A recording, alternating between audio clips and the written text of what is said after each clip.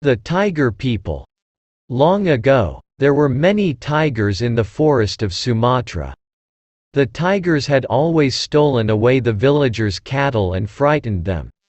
The villagers never called this tiger by its real name in their conversation about the tiger.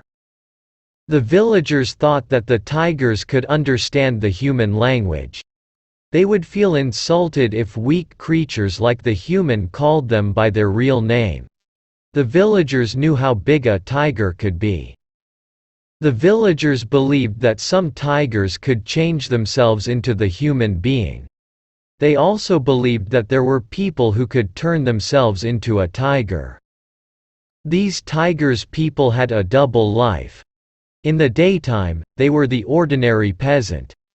At night, they would leave their huts and creep into the forest to change themselves into tiger. There are many stories about such tiger people, and here is one of them. Once, there was a salesman who used to travel from village to sell cloth.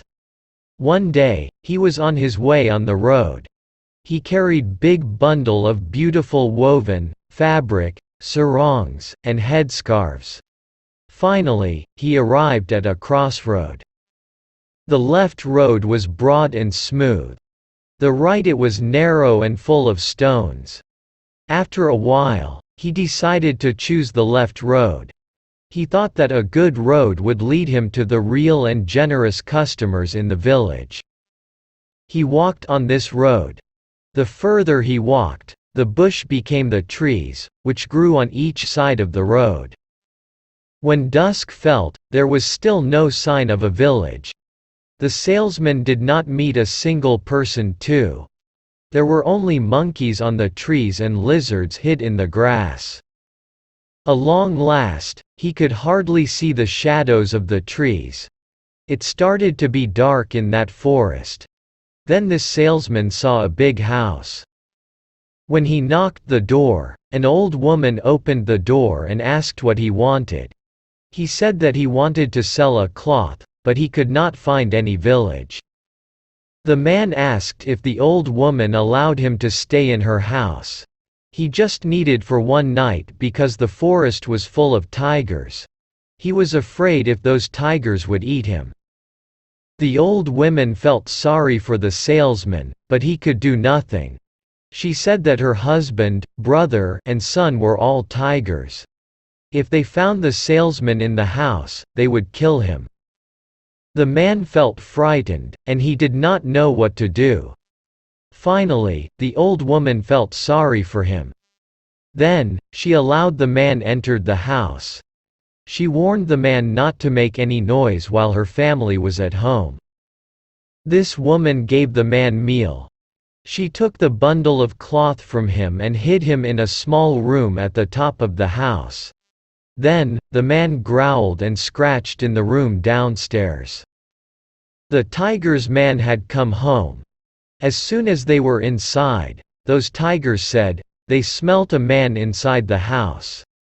The old woman said that there was no man in the house. She told those tigers people that a half an hour ago, a man tried to sell cloth. He left his cloth and sarongs behind, and then went to the forest to sleep under the tree.